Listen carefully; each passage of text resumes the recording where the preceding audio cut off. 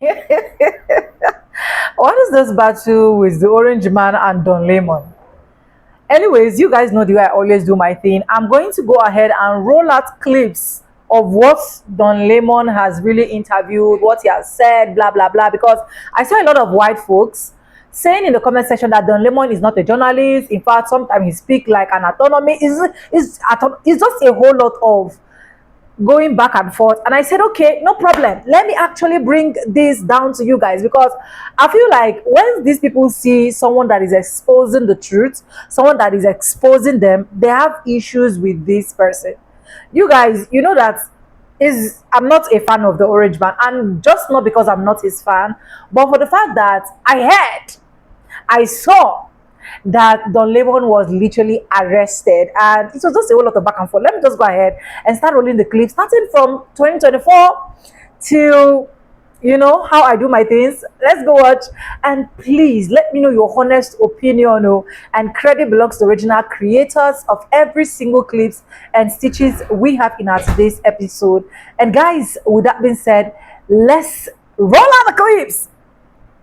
Educational purposes only. I'm back with commentaries. Who are you voting for? What do you think? I don't know. You who? Trump. Tell me why. Give me a reason. Give me some reason. Okay, because of what he did for us 4 years ago. Biden has ruined our country, and the woke party, which he's part of. Tell me, what do you mean by woke?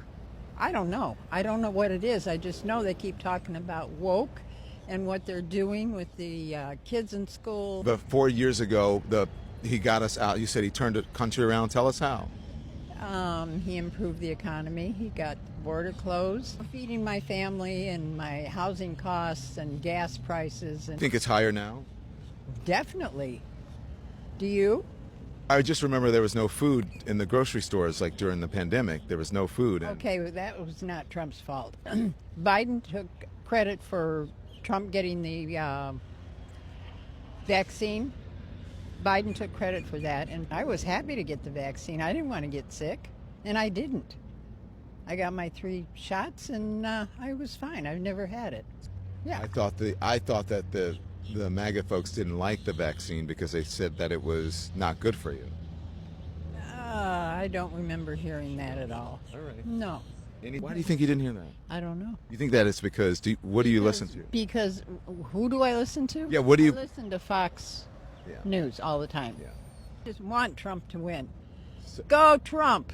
Our government is lying to us about what they're doing. This is a police state in Minnesota, and they want to take this police state all over. And you know what they want to do? Do you know what they want to do? They want to take over the elections in certain places to guarantee a win in 2026 for the Republicans so Donald Trump can stay in office and stay his ass out of jail. That's what they want. You don't believe me? Listen closely. The Republicans should say, we want to take over. We should take over the voting in at least 15 places. The Republicans ought to nationalize the voting. Did you hear that? The Republicans should take over and they should nationalize the voting. Nationalize the voting. Are you guys awake yet? Are you paying attention? Why do you think that they don't want free and independent journalists? They don't want the word out. Why do you think that they are jailing journalists? Because they don't want people telling that story. And the people who are the closest to the ground experiencing this are independent journalists who are there covering it. The irony of this, too, is that the act that they are trying to so-called invoke around this, the FACE Act, was originally designed to protect abortion clinics from right-wing violence in the 1990s, because right-wing groups were bombing and assassinating abortion clinics and reproductive health care providers. This violence had gotten to be so big that Congress and we passed federal legislation to protect abortion clinics. And tucked in there, it said, there was acts about there's been language about not interrupting religious services as they are happening. The language around it is very precise, but that has nothing to do with journalists documenting any acts that are happening either. Somebody has to say it. Donald Trump is a vile, nasty, revolting human being who should not be president of the United States. He shouldn't even be not that dog catcher is like someone has to do it, but that job, he's not even qualified for that job. He's just a awful, down in the gutter, below the gutter, revolting, repugnant, did I say vile, nasty, subhuman being. It's tough for me to say that, especially like someone coming from traditional journalism where I had to sit there and it's like, maybe that stuff was rummaging through my head, but I could never say it. And now I could say it. So it's tough. It's not really in my nature to do that. But sometimes you just have to call people out. I'm your common sense gay, and I was wrong. Okay, I was wrong. I do think Don Lemon should be charged in this instance. But what I will say is what I'm not wrong about is I think the administration has done a terrible job messaging this. If you are going to arrest a journalist with a 30-year career in journalism, you better be buttoned the hell up and ready to message why. And I think someone who's pretty well versed in politics and the law, I think I should know right off the bat why. And I had to do a lot of digging to feel okay about this as a conservative. But I'm going to go through it. I'm going to go through the law of the cases and the affidavit and why I think that Don Lemon should be charged. So here's the actual FACE Act that prohibits the use of force or threat, basically for clinics and religious spaces. What was really wild for me is how many times this has been used against people blocking abortion clinics. I mean, this case in DC, Poppy Harlow, she's a 75-year-old woman who was sentenced to 24 months in prison. And then look at all these other people. There were 10 people in this case, 57 months, 27 months, 34 months, most of them 2 years to 5 years in prison. For reference, this is Poppy Harlow. I mean, really? I think that's a little much. This other case out of Michigan, another abortion blockade, 7 people, including this woman, Eva Adele. She's 83 years old. By the way, both were live streamed. And that was another big deal for me, is both of these were live streamed and were a part of the case. Okay, so now we've reviewed the law, we've reviewed the precedent, and now let's look at the affidavit and complaint against Nekima Levy Armstrong, where Don Lemon's name is redacted because he hadn't been arrested yet. So it reads, some of the agitators, including basically this senator, Lemon's producer, live streamed the agitators at the pre-assault meeting and the conduct of the agitators inside the church after disrupting the church service. Then it goes on to say, on that morning, Lemon began live streaming in the parking lot of the Senate. Lemon explained that the resistance protesters were planning this operation and Lemon intended to follow them and identified their operation as Operation Pull-Up. And then when speaking with Armstrong, Lemon assured her that we're not saying what it is, what's going on, but thank you. Tell us why you're doing this. And then Armstrong explained that she and the other agitators just show up somewhere to a key location and disrupt business as usual. This is where it gets bad. Lemon advises his audience, we're going to head to the operation. Again, we're not going to give any of the information away. Also, there's a moment where he says to his driver, because they kind of get stuck because somebody's stuck in a snowdrift, he goes, you know where we're going, right? And the guy says, yes. But like, if you didn't have any of the information, then how did you know where you're going? So one of the big things of the FACE Act is obstruction. And Lemon's lecturing the pastor, and he says, we live where there's a constitution and the First Amendment to freedom of speech. And the freedom is amiable and the ability to protest. And the pastor replies, we're here to worship Jesus. And Lemon interrupted him and told the pastor, I want to be very respectful. Please don't push me, though. That was such a rude moment. And in the video, Lemon is standing very close to him. Like, it's actually very rude. And then the pastor asked him to leave. And then the complaint says that it took him 13 minutes to actually leave. The complaint goes on and on. This will be for another video. But he literally blocks this old man that was being very respectful to him. And Lemon, like, starts arguing with him about how he's wrong about ICE. and like won't let him leave until he like agrees with him, which I think is going to be very bad for Don Lemon, because yet again, he's like obstructing, and all the protesters have left the building, and like he's literally like physically trying to keep this old man from leaving, who's like, I'm not going to engage with you anymore. Like, you won't listen to me. And he literally says to him, you're not a journalist. Anyway, and because of all these reasons, you know, these people have violated the FACE Act. I think Don Lemon is screwed. I think you all are right. I was wrong. Common Sense Gay didn't have common sense for once. I am so sorry. You were right. Let me know what you think in the comments. I can admit when I'm wrong. Like, follow, and share for more. Okay? Everybody should understand. So then why is Trump now, here's the backing second down? part of the story. He's not backing down. He's trying to defuse. Why would you say he was backing down? You want a CNN contract? He's not backing down. He's diffusing the way he should. Now, The way he should. That's what they're telling him. Everybody's telling him, including the New York Post. Now, this is the New York Post. Do you guys know what the New York Post is, right? The New York Post is a very, very conservative paper. Trump, they're very Trumpy, very Republican, very MAGA. This is what their editorial board says today. What Trump's next move needs to be in Minneapolis. Parts of this very first paragraph says it's time to de-escalate he's not de-escalating. De-escalate, diffuse, back down. I mean, come on. Okay, so the first thing says it's time to de-escalate in Minneapolis. Again, that is the New York Post, Mr. President, not the Washington Post, the New York Post. It's time to de-escalate in Minneapolis, Mr. President, not because you're wrong to enforce immigration law, nor to go after fraudsters who have stolen billions in federal funds, blah, blah, blah. Again, it reads like that because it's the Post, you know what I'm saying? But because these enforcement tactics won't turn the tide and instead are backfiring. Ding, ding, ding, ding, ding, ding, ding. Swing voters, Hispanics, and independents who turned to you at the last election see U.S. citizens dying at federal agents' hands and recoil in horror. They finally got the picture, or as we said in that old show on CNN, they finally got to the point. And then it goes on to say this.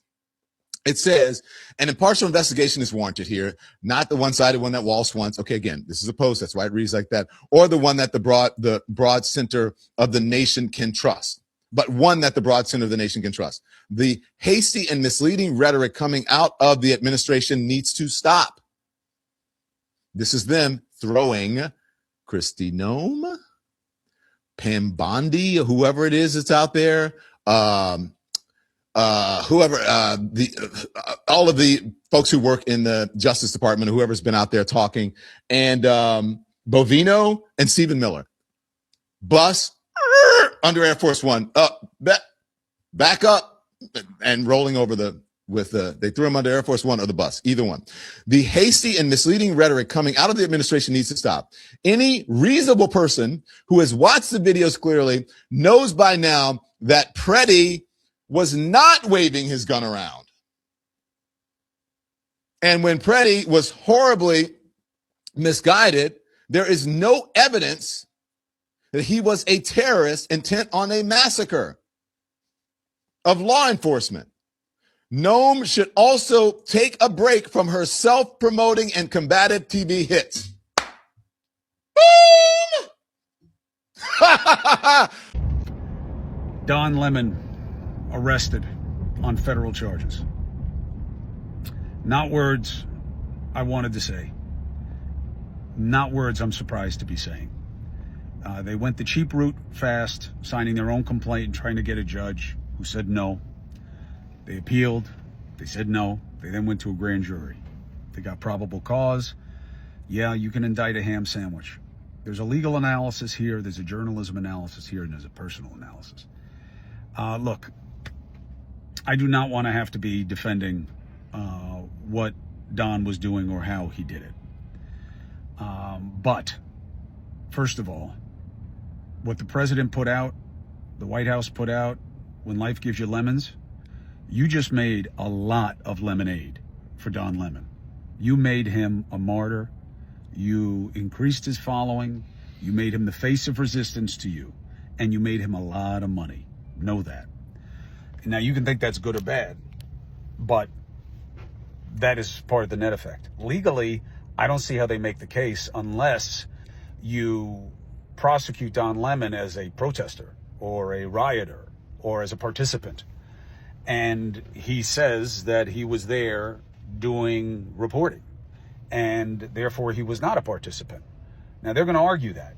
Charging him with the Ku Klux Klan Act, I mean, irony of ironies. A black gay man in the media, you're charging under the Ku Klux Klan Act, looking for 40 years. Legally, did that protest, or whatever you want to call it, go too far? Yeah, I think you can say that. Is this charge going to stand? I don't think so. Now, is there more to be said? Yes, and I will. But let's start there. Let's go through the unsealed indictment of Don Lemon and 3 organizers of a protest at City's Church in St. Paul, Minnesota over the weekend, and their invited guests. So this is a follow-up to a story I did before. I'm JJ Legal. I'm in the dockets. I follow the Trump lawsuits to take you beyond the headlines, to give you a sense of calm, to let you realize that they are winning. They have we win. They have a losing record. Here's the tally sheet. They lose a lot. And that helps people feel a little bit better. But so because I'm in there, I know the pattern. I've studied the pattern. It's been a year. And this DOJ is notorious. As to protesters, I think AP did analysis when Pam Bondi said, I'm going to actively come after and prosecute protesters. Out of 166 they had arrested, they charged 100 with felonies. 100 of those felonies got dropped to misdemeanors because they couldn't get indictments. Grand juries were like, this is not a felony. Y'all serious? And then of the 55, I think 26 pled out. And then the ones, 6 or 7, they took to trial. They lost all of them. Either they had to drop the case because the officer just made up stuff. And so the facts and whatever they got the indictment was on, the evidence didn't match it. So they couldn't move forward. So they just dropped the case. Or they actually took it to trial and the juries were like, what this bullshit? And they got acquitted. And that's what's going to happen with Don Lemon at least. So that's the pattern. And then as to the migrants, I have a video that's coming down the pike as well. As to the migrants in Minneapolis, in Chicago, in Portland, in DC, in Charlotte, in New York City, in all the blue cities, it's the same thing. They're going after people with active temporary protective status, active refugee status, active asylum cases, or U visas. They're not permanent residents or U.S. residents or U.S. citizens. And then a lot of them, they're arrested without warrants. And then they're subjected to a law that's supposed to apply on the border, but they're applying it to people in the interior. And it doesn't apply to them. So when they go to court, the judge is like, this law doesn't apply to them. You got them in the interior. They don't have an active removal proceeding. And then also they are here 2 years, 20 years, 13 years. And the law that normally applies to where you can detain someone indefinitely doesn't apply. But anyway, even if you have them, you didn't give them an arrest warrant. Like, you just finding people in the street and arresting them, and that's common. And the cases get tossed out. They're so bad that Pam Bondi doesn't even defend them. I've seen so many cases where they ask they don't file a response. They don't go to the hearings. They have no intentions. They're just paying, Stephen Miller is paying these people just to arrest folks, just to harass and harass folks and give them bonuses to harass people. That's it. So because I know the pattern, I know the bullshit, they don't get any benefit of the doubt from me. This weekend, the Minnesota had to call in reinforcements. The federal district court had to call in reinforcements from other districts to handle all the case law. Most of them got dropped. They said, and then they're doing contempt. There was an article that said there was about 100 contempt, like they're just contemptuously ignoring court orders. So pissed them off so much that the chief judge, who is a Antonin Scalia clerk. This person clerked for Antonin Scalia. This person is a mentor of Amy Coney Barrett. This person is a super conservative, known well in conservative circles.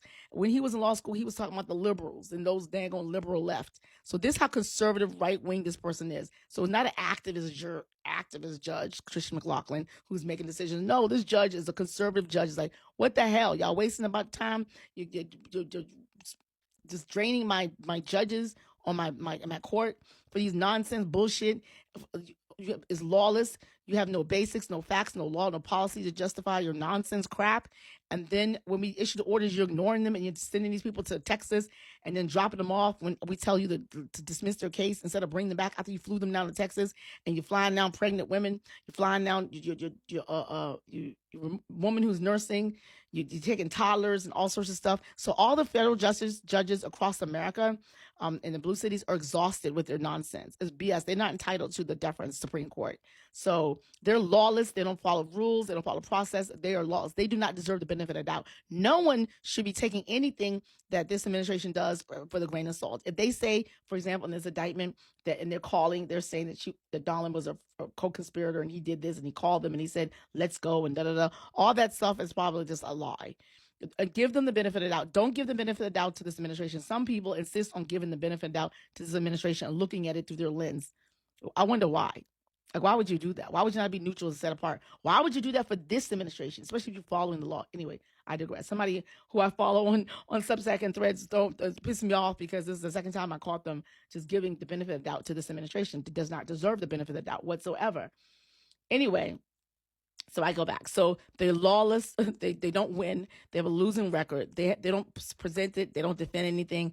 They do it for show. A lot of it is lawfare. Donald Trump has been involved in so many different lawsuits. It's not even funny. So many lawsuits. And out of the like 4,000 or whatever lawsuits, 40,000 lawsuits he's been in for his 79 years of life, a few of them he's a plaintiff. He doesn't even defend them.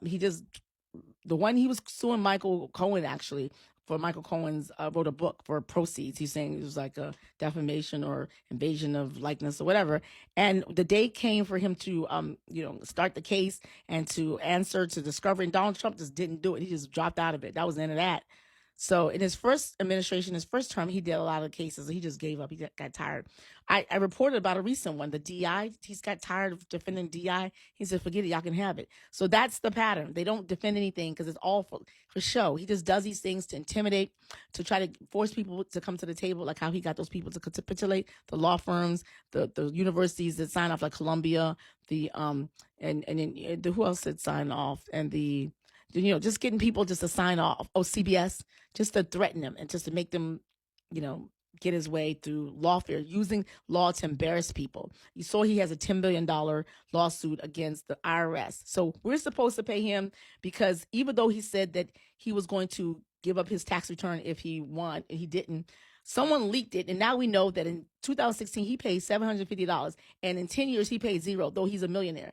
And now for somebody who just made $1.5 billion in 1 year from grifting and stealing and corruption and taking bribes, now on top of that money, you want us to pay for our tax dollars out of our coffers, out of our U.S. Treasury, pay you $10 million while we're experiencing inflation, record unemployment, and the stock market is fluctuating, and we have 22 states in a recession. Are you serious right now?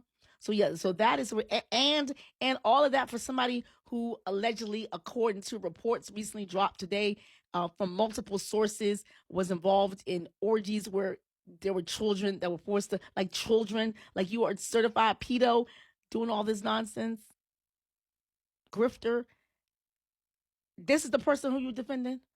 Anyway, so yeah, so Pam Bondi was just mad because she tried to get them indicted earlier and she couldn't, and she got frustrated, and perhaps because she couldn't do it and Donald Trump's a petty bitch, he didn't let her speak during the cabinet meeting yesterday. So she got sidelined. So she was like, damn it, I got to get out the doghouse. Let me just do this. So who knows what was told, what information, what evidence was presented. But anyway, as to Don Lemon, again, like I said, I'm just saying this as a Don Lemon, it's going to be a dud because I don't know if I mentioned this. Like as someone who's covered the White House before, covered press, have covered like events. Sometimes they give us the advanced copies of the speech so we can prepare, so we know, like especially during the Twitter days, I used to want to cut the tweets. So as the person who was tweeting, as Obama was saying the speech, I would already have the portion of the speech already typed up with all my graphics and everything, so I could just drop it.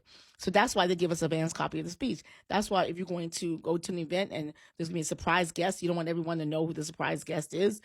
They may say for situational, you might want to set up or you want to come early before we let. So here is all the stuff you need to know in advance. So that's what it looks like when they quoted in this indictment that Don Lemon kind of was saying, I'm not going to give it away, and talking to them, they're already there. That's what it is. It just sounds like he's a live streamer. He's independent now. He's talking to his audience. He's kind of like, wow, this is a great thing. I'm about to cover this. I got exclusive. That's the thing for journalists, is to get exclusive. That's the thing for journalists, to get advanced embargo, like how they gave certain journalists an embargo notice that Donald Trump was going to invade Venezuela and take Maduro. Does that mean the journalists now are part of the taking? Does it mean all the journalists and photojournalists that took pictures of the Capitol riots because they were invited by the rioters, I don't know if they were called rioters then, or they saw it and they got inside and they were taking pictures? Does that mean they too are part of the insurrection, or are they just capturing it as witnesses? No, those journalists and photojournalists that captured the Capitol 6 riot, the January 6 riots, were just journalists. The journalists that knew in advance about the Venezuela Maduro thing, were they captured? Were they responsible for that, whatever the crime, if it's an international war crime? No, they're not. If I know about a speech in advance and I take snippets of it and I'm able to tweet it just as a person say it, and people are like, wow, that's amazing, does that mean I wrote that speech for them? No. The organizers just want to coordinate, which is common with the journalists. And that's all this is. And that's what I'm sure Don Lemon's defense team is going to prove. So stupid. Anyway, so I have another video coming when I go in deeper dive about this and I say why, look for that video next. This one is just like sharing this to you. JJ Legal, each one teach one. Share this video so more people know. Remember when I said the arrest of Don Lemon and the other black journalists was just to take our mind and us to stop talking about those Epstein files? Yeah, Don Lemon, he back. He back on his little TikTok radio show. I just finished looking at him. So yeah, that's all it was, to take our mind off them Epstein files. But don't forget about them Epstein files. Don't forget about them. Anyways, welcome back, guys, and you guys have literally seen all of that particular clip that I wrote out for you guys. And starting from 2024, where he interviewed this woman, one thing I think the Orange Man or the White House in general do not want is, whenever you want to talk about the Orange Man, you have to make sure you paint it in a certain way that will make it look so good. See, you guys know me on this platform, right? I don't always say everything I'm saying is 100% right. Feel free to correct me in the comment section. This is me just giving my own opinion. Now, we saw that Don Lemon was arrested, or he was sued or something like that. And at the end of the day, I started asking myself questions like, if this Don Lemon was literally talking good about the Orange Man, was literally trying to cover up a lot of mess about the Orange Man, was literally trying to make it look like every single thing that the Orange Man is doing is absolutely right, would they have been able to arrest him or sue him? Would they have been able to do every single thing possible to shut him down? I know, and I'll keep saying it, I really do not agree with every single thing, because this is not the only clip that I'm showing you guys. There's a lot of things that Don Lemon say that I cannot accept some, but to a wide range, I feel like Don Lemon is really going into deep history and exposing these people. I don't know. Correct me if you think I'm wrong, because I always, and I'll keep saying it, I am not correct. I am not always 100% right. But I'm saying it from my own aspect of view. This man is literally exposing, and to even crown it up, because I follow this page and his videos usually pop up. I saw where he actually did a video and he said, they can't shut me up, I'll still come out and say the truth, blah blah blah, east, west, north and south. I also saw a video where they were literally saying, I think, is it apology from Don Lemon, blah blah blah, and I was asking myself, apology for what? A lot of people said Don Lemon is not a journalist. If you believe as well that he is not a journalist, let me know in the comment section. But honestly, the interviews that this guy literally burst out, I leave the rest for you to judge. But anyways, who are we to tell the Orange Man or tell anybody what to do, what not to do, blah blah blah? Just let me know what you think. Credit belongs to the original creator of every single clips and stitches we have in our today's episode. And if you haven't subscribed, what are you waiting for? Do it, subscribe, like this video, drop me your comments, and lastly, do not forget to share for every other person to get this good news. Thank you so much for staying stick and hook with me to the end of this video. And I want to say a very big thank you to every single one of you taking your time to like my videos, watch my videos, subscribe to my channel. I do not take you guys for granted. You guys are absolutely the best. For disclaimers, educational purposes justice only and nothing but that. And yes, guys, with that being said, with no further ado, I do like I always say in my videos, I'm going to be saying bye, and I'll see you guys in my next one. For now, bye guys. I love you guys. Mwah.